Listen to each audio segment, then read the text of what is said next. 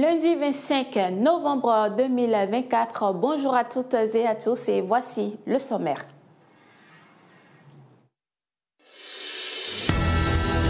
« 93 milliards de francs CFA pour moderniser et renforcer le système éducatif au niveau supérieur.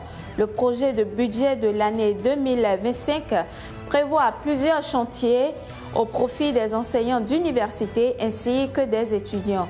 La ministre en charge de ce secteur l'a expliqué aux députés ce vendredi. Vous l'entendrez dans un instant.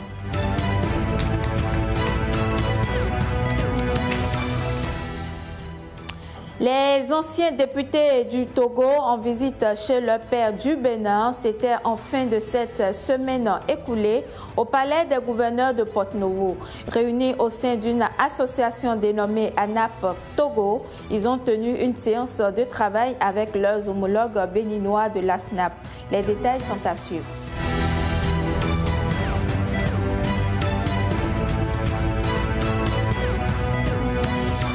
Et des parlementaires béninois de la 9e législature ont séjourné au Maroc il y a quelques jours avec à leur tête le président de l'Assemblée nationale. Ils ont participé à plusieurs activités de diverses natures. Ils font un bilan positif de leur expédition. Vous allez les entendre dans cette édition.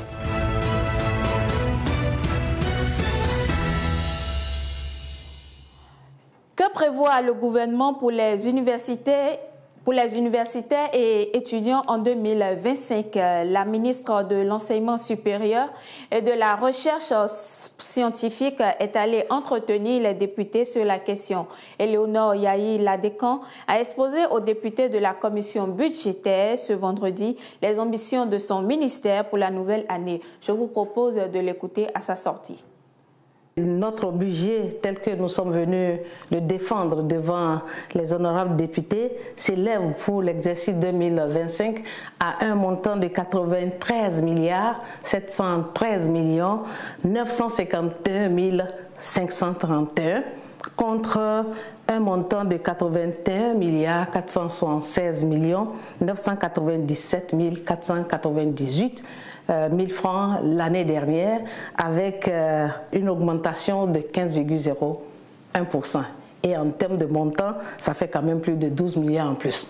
Cette hausse s'explique par le fait que nous avons engagé beaucoup de réformes. Ça fait quelques années que ces réformes ont été lancées et devraient produire des résultats. Et au nombre des résultats, nous avons à recruter très prochainement les assistants pour le compte des universités. C'est tellement attendu.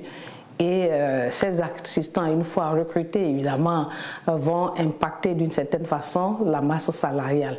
C'est pour cela que ce budget est revu à la hausse pour quelques pourcentages, mais l'autre pourcentage, c'est le cadre de vie qui est très important également. On ne peut pas travailler dans de mauvaises conditions pour avoir de bons résultats.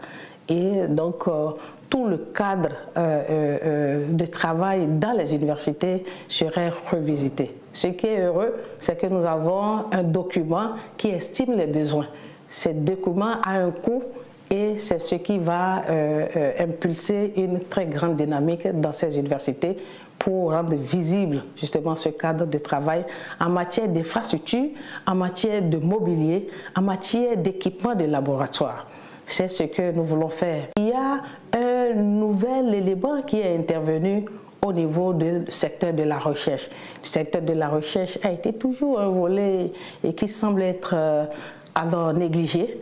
Cette année, pour le compte de 2025, nous comptons relancer ce volet avec ce que vous avez entendu en Conseil des ministres, la création de l'Agence béninoise pour la recherche et l'innovation qui va nous embarquer dans le nouveau visage de nos laboratoires, les chercheurs qui doivent travailler et comment nous finançons justement ce qu'ils font. Nous avons beaucoup de résultats qui méritent d'être peut-être valorisés. Une délégation de l'Association des anciens députés du Togo a séjourné la semaine dernière au Bénin.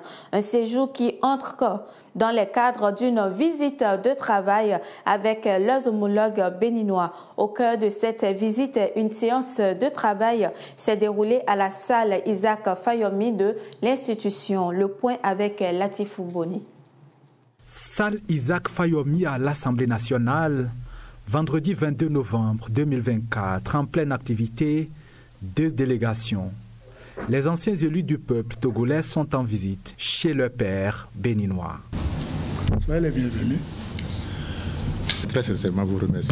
Les membres de l'ASNAP Bénin se sont succédés dans la prise de parole pour présenter aux visiteurs l'organisation. De son historique à son financement jusqu'au statut de l'ancien parlementaire, l'Association nationale des anciens parlementaires a été exposée aux visiteurs. Un siège, pas un siège, un espace. Pour cette visite d'imprégnation, l'Association togolaise des anciens élus du peuple a plusieurs objectifs. Et pour les membres de la délégation, la satisfaction est générale.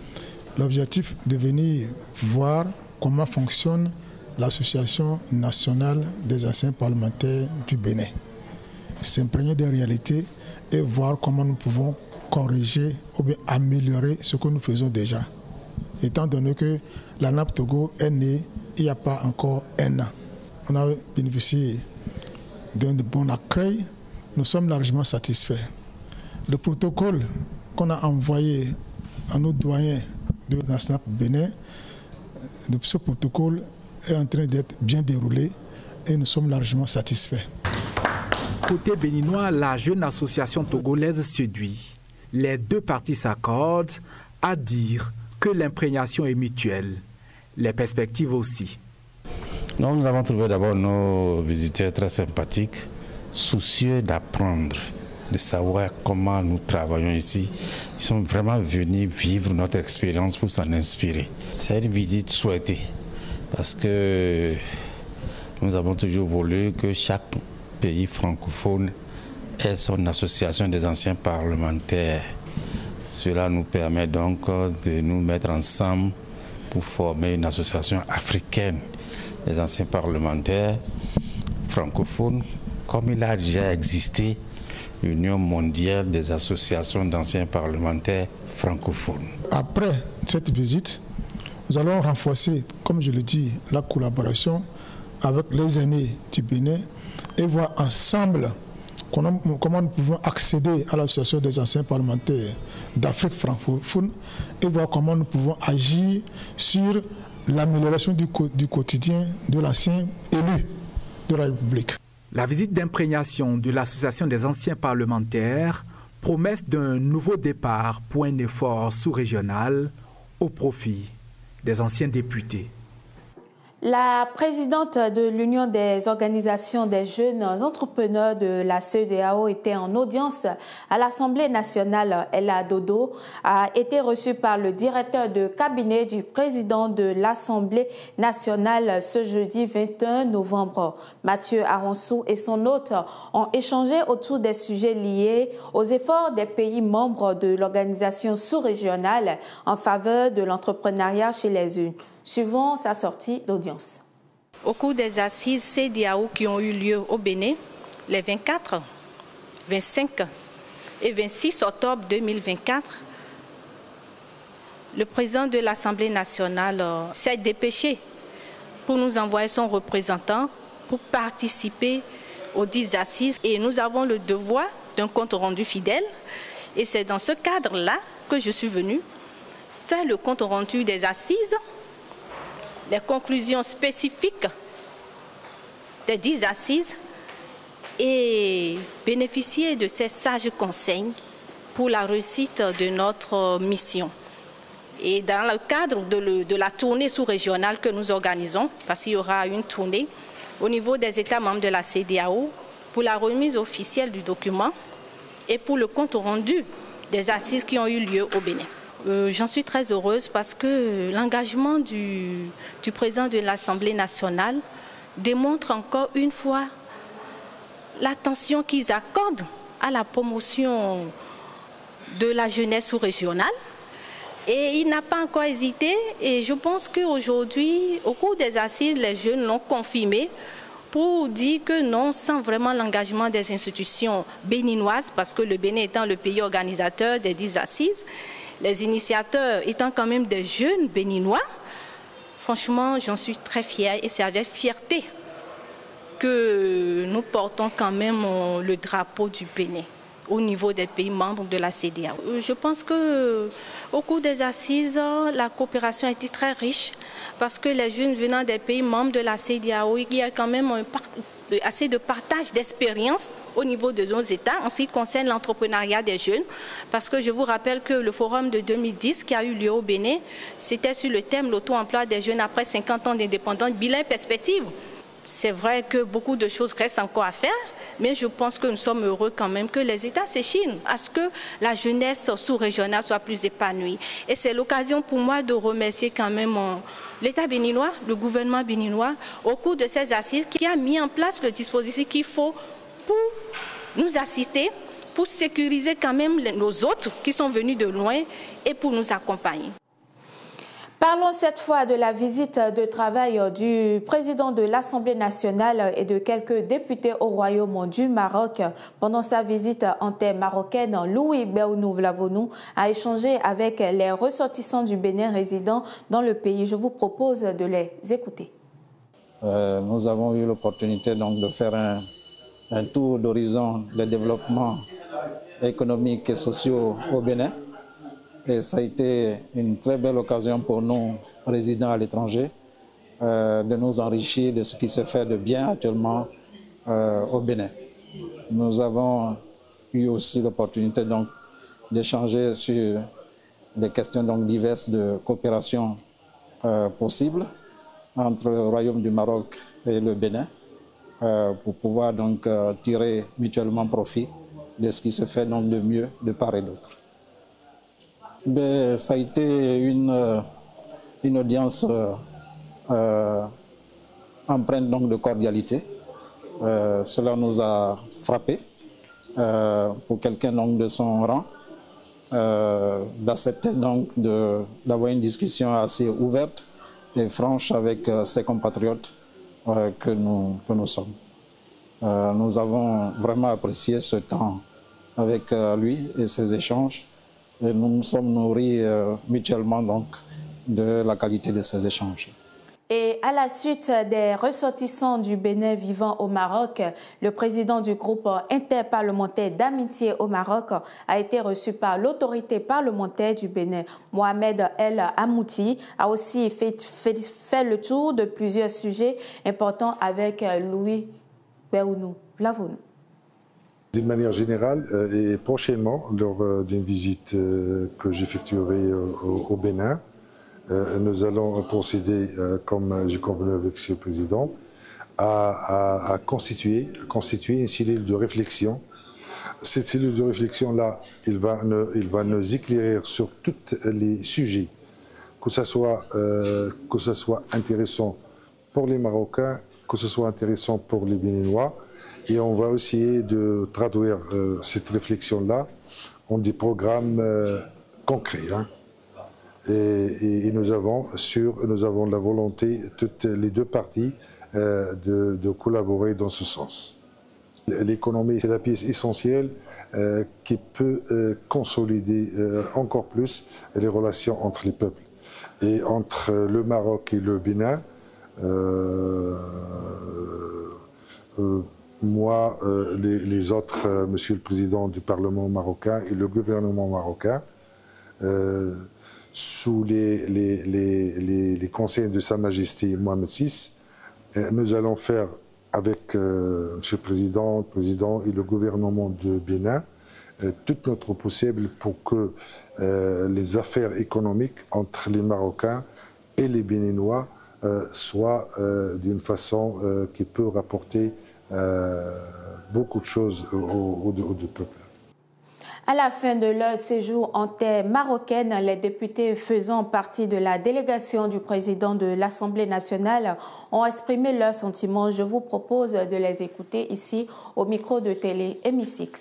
Que le président de la Chambre des représentants l'a souligné, le Bénin a fait un grand effort avec cette réforme constitutionnelle qui a amené les femmes à être 29 au Parlement. Mais il faut souligner aussi que le Maroc, quand bien même étant un pays fortement islamisé, ils ont vraiment fait un grand effort parce qu'aujourd'hui, ils sont à moins de 2% du taux que nous faisons au Bénin.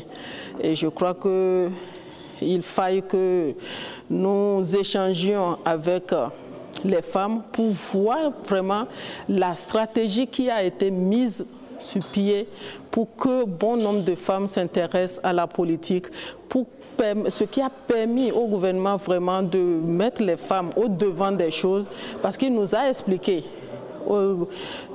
pas seulement au niveau politique, mais il y a des instances quand même qu'on retrouve la femme. Tout d'abord, sur le plan économique, vous savez que le Bénin et le Maroc, ils développent depuis 1966 une relation d'amitié qui se manifeste au niveau du Bénin par l'implication du Maroc dans le développement de notre pays, surtout dans le secteur de la télécommunication.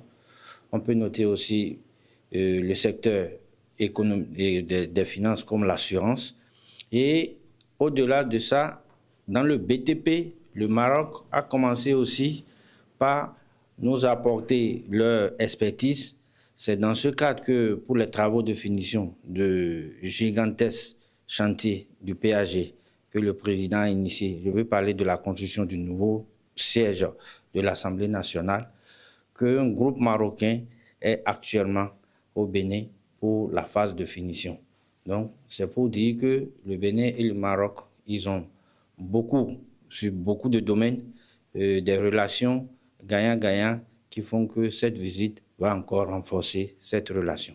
Les deux délégations ont abordé l'impérieuse nécessité de renforcer la coopération au niveau des deux parlements du point de vue de la digitalisation du travail législatif et du renforcement des capacités des élus, surtout dans leur rôle de contrôle de l'action gouvernementale. Cela passe forcément par le renforcement en termes d'amélioration des connaissances pour le travail que le député doit pouvoir faire. Et de ce point de vue, il a été envisagé de renforcer la capacité de l'Institut parlementaire du Bénin. Il y a aussi le plan touristique, parce que c'est un volet aussi et que notre pays aussi doit développer, le tourisme. Ça, nous avons visité beaucoup de sites touristiques et qui fait aussi rentrer beaucoup de l'argent dans le pays. Et également, l'autre aspect qui nous a aussi impressionné, il faut noter que sur le plan d'investissement, c'est le partenariat public-privé. Elle a été très riche, cette mission. On a rencontré la plupart des hommes d'affaires de différents secteurs chez le consul du Bénin à Casablanca. Et au cours de nos échanges, il apparaît clairement que le Maroc peut beaucoup sur le plan agricole pour le Bénin. Beaucoup dans ce sens qui sont très avancés. Alors ils sont même au courant que le Bénin est en train de faire une banque postale avec la BIC, et que cette banque postale, ils ont été sollicités, ils sont prêts à intervenir dans ce domaine. Donc grosso modo, je dirais que les échanges ont été fructueux et que la balle est désormais dans notre camp. Il y a quelques petites barrières politiques qu'il faut lever. Je pense que le président de l'Assemblée s'en chargera. Quant à nous, nous attendons impatiemment donc cette coopération dans tous les domaines et surtout dans le domaine agricole.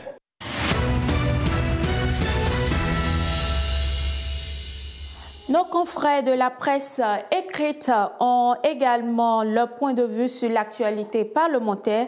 On va le découvrir avec la revue de presse présentée ce jour par Latif Ouboun. La revue de presse du jour, bonjour et bienvenue. Coopération parlementaire, échange d'expériences entre anciens parlementaires du Togo et du Bénin, titre dans sa parution de ce matin, La Primeur. Nous informant ainsi du séjour d'une délégation d'anciens parlementaires du Togo la semaine dernière. Une présence au Bénin dans le cadre d'une mission d'imprégnation avec l'Association nationale des anciens parlementaires du Bénin, détaille la rédaction de La Primeur. La délégation togolaise d'anciens parlementaires est conduite par son président Alphonse Kodjo Adokounou. Ce dernier a expliqué aux médias que la mission vise à renforcer la coopération et à favoriser l'échange d'expériences entre les deux associations. À La Primeur d'ajouter dans les détails que vendredi dernier, la délégation togolaise a tenu une séance de travail avec les membres du bureau de l'ASNAP Bénin, entendue Association nationale des parlementaires, dirigée par Timothée Adanlin. Ajaché News, qui semble avoir aussi suivi l'événement de très près, rapporte que la dite rencontre avait au programme une présentation détaillée de l'ASNAP Bénin.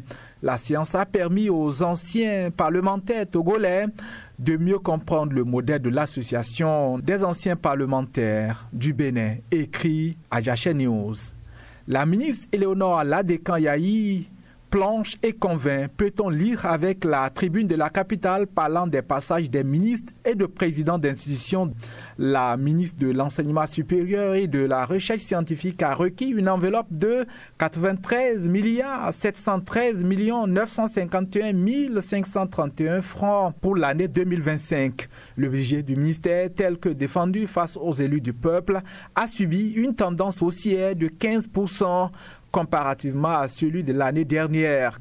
Une hausse qui s'explique, selon le ministre, rapporté par le journal, par la suite des réformes liées à l'efficacité de la nouvelle politique mise en place et du nouveau régime de gouvernance des universités publiques du Bénin.